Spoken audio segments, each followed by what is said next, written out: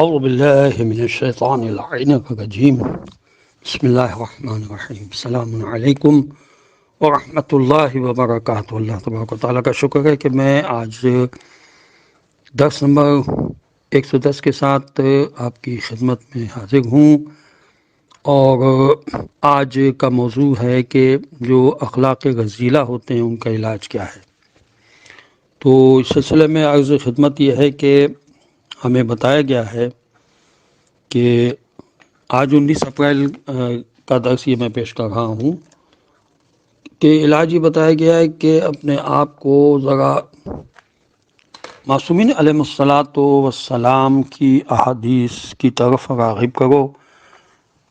وہ تمہیں بتائیں گے کہ کیا طریقے ہیں۔ انسان کو سوچنا چاہیے کہ وہ ہمیشہ اس دنیا میں باقی نہیں رہے گا، آخر کار اسے مر جانا ہے، اور جس معاشرے میں وہ منصب و مقام کا طلبگار ہے وہاں سے اسے ایک دن رخصت ہو جانا ہے۔ حتیٰ اگر اس کے سامنے تمام خلائق بھی معاذ اللہ سجدہ ریز ہو جائیں اور اسے معاشرے کے بلند ترین مقام پر فائز کر دیا جائے، تب بھی بالآخر اسے ایک دن اس دنیا اور اس کے متعلقات سے ودا ہونا ہے اور دوسروں کی مانند خاک پر جا کر سونا ہے۔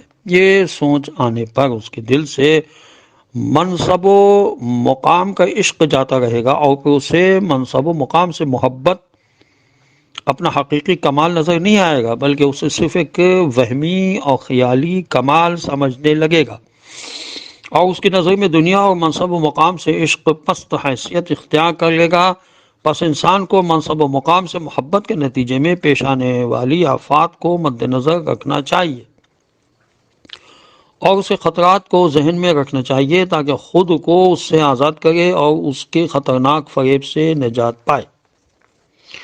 جو انسان اس طریقے سے اپنی بیماری کا علاج چاہتا ہو، اسے چاہیے کہ دوران عمل اپنی خواہشات نفسانی کے برخلاف عمل کرے، کچھ عرصے کے لیے لوگوں سے دور ہو جائے۔ البتہ اس کے معنی یہ نہیں ہے کہ گھر میں جا بیٹھے اور گوشہ نشینی اختیار کر لے، بلکہ مراد یہ ہے کہ خود کو سماجی مقام و مرتبے سے دور رکھے، زہد و انکساری اختیار کرے، لوگوں کی توجہات اور ان کی تعریفوں سے روگردہ رہے، جو چیز بھی لوگوں کے ہاتھ میں ہے اس کی طمع اور لالچ نہ کرے، اور لوگوں پر ریاست و حکمرانی کو بے وقت شمار کرے، اور پروردگار عالم کے مقابل لوگوں کو کوئی مقام نہ دے۔ انسان جن اخلاقی برائیوں کا شکار ہوتا ہے وہ برائیاں بہت ساری ہیں، اور ان میں ایک برائی گھمنڈ بھی ہے۔ گھمنڈ کا سرچشمہ جہل اور نادانی ہے، بلکہ ہر برائی کا سرچشمہ یہی ہے۔ اور گھمنڈ ایسے شخص کو کہتے ہیں، گھمنڈی ایسے شخص کو کہتے ہیں جو کسی غلط خیال کی بنیاد پر اپنے آپ کو اچھا اور صالح انسان سمجھنے لگتا ہے۔ البتہ اکثر لوگوں کو یہ گمان ہوتا ہے کہ وہ نیک صالح ہیں، جبکہ در حقیقت ایسے لوگ ایسے قسم کے گھمنڈ میں مبتلا ہوتے ہیں جو شاید کبھی ان میں شدید اور آشکار ہو اور کبھی کمزور اور پوشیدہ ہو۔ گھمنڈ کرنے والے کی مختلف نشانیاں ہوتی ہیں۔ بعض صاحبان علم و دانش اپنے علم پر گھمنڈ کرتے ہیں، کوئی اپنے علم کو فقہ اور تفسیر کی بنا پر، اور کوئی جدید علوم مثلاً طب وغیرہ کی بنیاد پر اپنے آپ کو گھمنڈی سمجھنے لگتا ہے، اور بعض عبادت گزار اور صاحب کردار افراد اپنی عبادت اور عمل صالحہ پر گھمنڈ کرتے ہیں، مثلاً اپنی نماز، روزے، تلاوت اور زہد و پارسائی کی بنا پر۔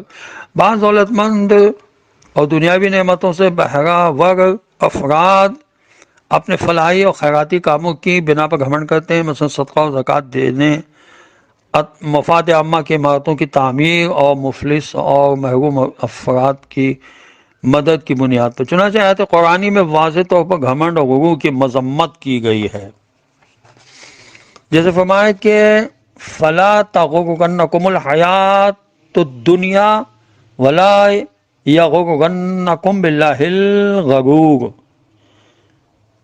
دنیاوی زندگی تمہیں دھوکے میں نہ ڈال دے، اور خبردار کوئی دھوکہ دینے والا شیطان بھی تمہیں دھوکہ نہ دے سکے۔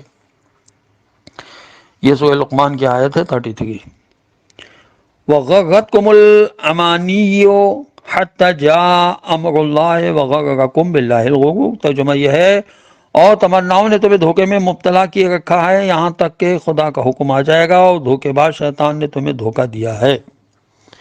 یہ سورہ مبارکہ حدید کی آیت ہے 14، سورہ حدید قرآن مجید کا 57 نمبر کا سورہ ہے۔ حضرت امام جعفر صادق علیہ السلام کا ارشاد ہے کہ مغرور انسان دنیا میں مسکین اور بیچارہ ہے، اور آخرت میں فریب خوردہ اور خسارہ اٹھانے والا، کیونکہ اس نے بہتر شے آخرت کو بدتر شے دنیا کے بدلے فروخت کیا ہے۔ اور وہ تمام روایات جو علم کی فضیلت اور جہل و نادانی کی مذمت میں آئی ہیں، وہ سب کی سب گھمنڈ اور غرور کی مذمت پر بھی دلالت کرتی ہیں، کیونکہ جیسا کہ پہلے اشارہ کیا گیا ہے، گھمنڈ در حقیقت جہالت ہے، یا پھر یوں کہیے کہ جہل کی اقسام میں سے ایک قسم ہے۔ اس سے خطرناک صفت گھمنڈ سے نجات عقل، علم اور معرفت کی مدد سے ممکن ہے۔ عقل سے مراد انسان کی فطرت اور باطنی اور الہی نور ہے، جس کے توسط سے انسان اشیاء کی حقیقتوں کو پہچانتا ہے۔ انسان کی سعادت و کامرانی کے لیے عقل ایک بنیادی عنصر کی حیثیت رکھتی ہے۔ احمق اور بے وقوف انسان اپنے آپ کو گھمنڈ سے محفوظ رکھنے کی قدرت نہیں رکھتا۔ اگر کسی انسان میں عقل، زیرگی اور سالم فطرت کی بنیاد موجود ہو تو وہ مشق اور ریاضت سے ان چیزوں کو تقویت پہنچا سکتا ہے، اور اپنی زیرگی، عقل اور فطرت کی مدد سے گھمنڈ کا مقابلہ کر سکتا ہے، کیونکہ عقلی اچھائی اور برائی، صحیح اور غلط کے درمیان تمیز اور پہچان کا وسیلہ ہے۔ روایات اور احادیث میں ملتا ہے کہ جب پیغمبر اسلام صلی اللہ علیہ وسلم اور ائمہ ہدی علیہ السلام کے سامنے کسی شخص کی تعریف و تمجید کی جاتی تھی تو آپ حضرات اس شخص کی عقل اور درایت کے بارے میں سوال کرتے تھے، اور اگر آپ کو جواب ملتا کہ وہ شخص عقل و فہم کے اعتبار سے کمزور ہے تو فرماتے کہ وہ شخص اس مقام و منزلت کا حامل نہیں جس کا تم ذکر کر رہے ہو۔ پس گھمنڈ اور غرور کے علاج کا پہلا مرحلہ عقل اور فطرت سے مدد لینا اور ان کے تقاضوں کے مطابق عمل کرنا ہے۔ آگاہی اور معرفت اس بیماری کے علاج کے لیے دوسرے مرحلے کی حیثیت رکھتی ہے۔ اس مرحلے میں انسان کو 4 امور کی معرفت اور آگاہی حاصل کرنا ہوگی۔ نمبر 1 اپنے نفس کی معرفت، نمبر 2 خدا کی معرفت، نمبر 3 دنیا کی معرفت، نمبر 4 آخرت کی معرفت۔ جب انسان ان 4 امور کے بارے میں مکمل معرفت حاصل کر لے گا تو اسے گھمنڈ اور غرور کے مرض سے اپنی روح اور قلب کے علاج میں پیش رفت کی امید رکھنی چاہیے۔ بہتر ہوگا کہ یہاں ان 4 امور کے بارے میں کچھ مختصراً وضاحت کر دی جائے۔ جیسے اپنے نفس کی معرفت کے سلسلے میں ہے کہ انسان جان لے کہ اس کا نفس خداوند عالم کی عبودیت اور بندگی کے لیے ہے، اور اس پر یہ حقیقت منکشف ہو جائے کہ وہ اس دنیا کے لیے نہیں ہے، اور دنیاوی لذتیں اور شہوتیں خود اس سے اور اس کے کمال اور ارتقاء سے کوئی مناسبت نہیں رکھتی۔ یہ بات تو واضح ہے کہ نفس کی معرفت خدا کی معرفت کی تمہید ہے، اور اگر کوئی یہ تصور کرے کہ اپنی معرفت کے بغیر خدا کی معرفت حاصل کی جا سکتی ہے تو اس کے اس تصور کی بنیاد نادانی ہے۔ دوسرے مرحلے میں خدا کی معرفت حاصل کرنی چاہیے۔ ایسا شخص جو گھمنڈ سے مقابلے کے لیے کوشش اور جد و جہد میں مصروف ہو، اسے چاہیے کہ خدا کی معرفت کو خاطر خواہ اہمیت دے اور اس سلسلے میں اپنی تمام تر کوششوں کو بروئے کار لائے۔ اگر انسان خدا کی معرفت حاصل کر لے، اس کے مقام، عظمت اور لا یزال قدرت کو معلوم کر لے، اور اس کے ازلی اور ابدی ہونے کو درک کر لے، تو پھر اس کے گھمنڈ میں مبتلا ہونے کا امکان ہی نہیں رہے گا، اور اگر وہ اس صفت کا حامل ہو تو اسے چھٹکارے پر وہ قادر ہو جائے گا۔ انشاءاللہ جو اگلے مراحل ہیں ان کی تفصیل انشاءاللہ اگلے درس میں خدا نے اگر توفیق دی تو میں انشاءاللہ بیان کروں گا۔ ہم آج کے درس کو یہیں پہ ختم کر رہے ہیں اس دعا کے ساتھ کہ پروردگار جو معصومین علیہ الصلاۃ والسلام نے ہمیں ہدایات فرمائی ہیں ہم ان پر عمل کریں، خالی نعرے مارنے سے اور واہ واہ کرنے سے معاملہ جو ہے وہ نہیں سدھرے گا، ہمیں عمل کی ضرورت ہے۔ اول تو علم حاصل کریں، اس پر پھر عمل کریں۔ خدا ہمیں توفیق عطا فرمائے، خدا امام زمان کے ظہور میں تعجیل فرما دے، اور ہمیں ان کے اعوان و انصار میں شامل ہونے کی توفیق نصیب ہو۔ وآخر دعوانا ان الحمد للہ رب العالمین، وصلی اللہ علی محمد وعلی آلہ الطیبین الطاہرین المعصومین المظلومین۔